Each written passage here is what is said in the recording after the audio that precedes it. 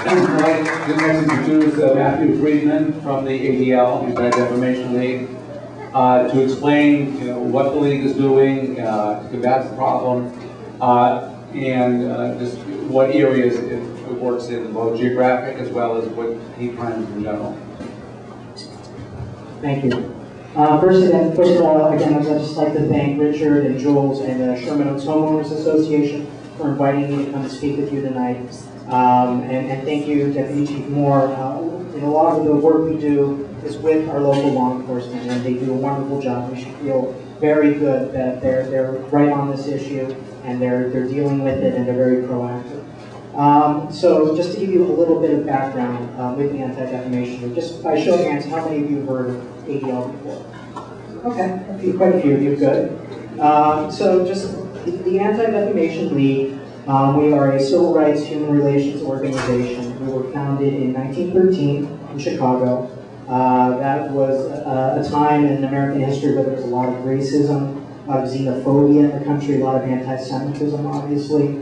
It was in this atmosphere that a group of people in the Jewish community in Chicago decided to form an organization to combat hate. So we have a dual mission that's the same in 1913 pretty much as it is today, which is to stop the defamation of the Jewish people. So we are an organization rooted in the Jewish community, but it's also to stop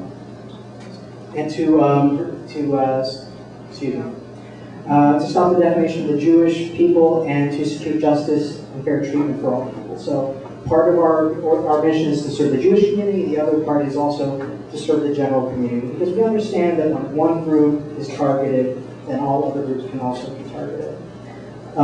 So a little bit about what we do in terms of hate crimes. The Anti-Defamation League, we have about 30 offices across the country. One of our largest offices is here in LA. We are one of the organizations that created the model hate crimes laws, which are now in 45 states in the District of Columbia.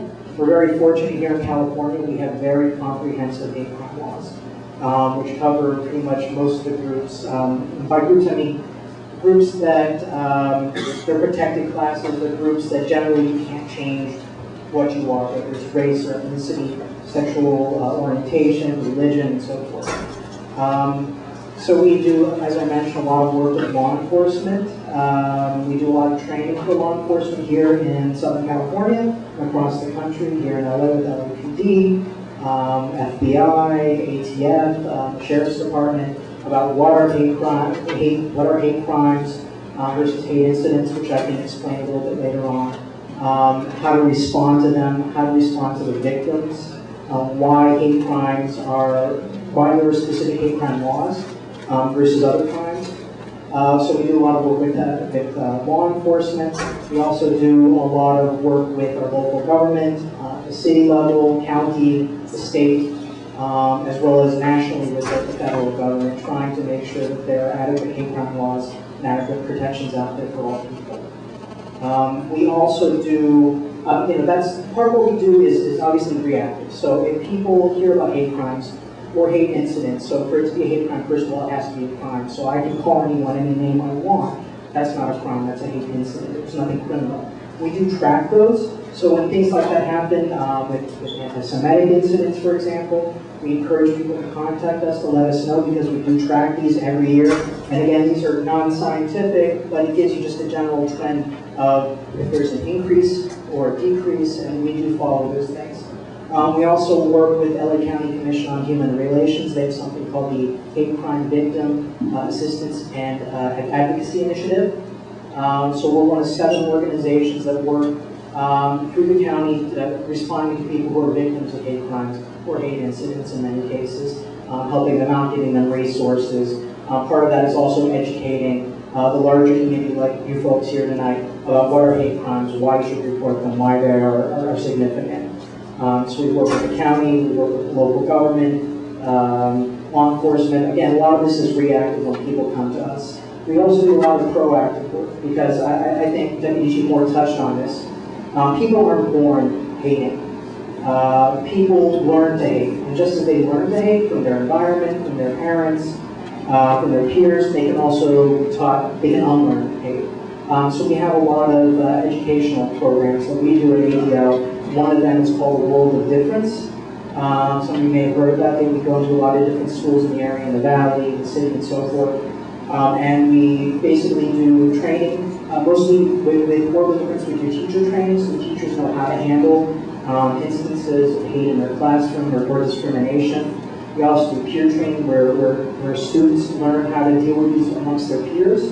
We start as low as preschool. We have a preschool program, which is, this is very basic stuff. We're not talking about just learning the differences are okay and things like that. The school level, we work in the colleges and the campus of difference. We also do work in the workplace of difference, like diversity training, things like that. So education is extremely important for combating hate, and it's something that we do a lot of work on.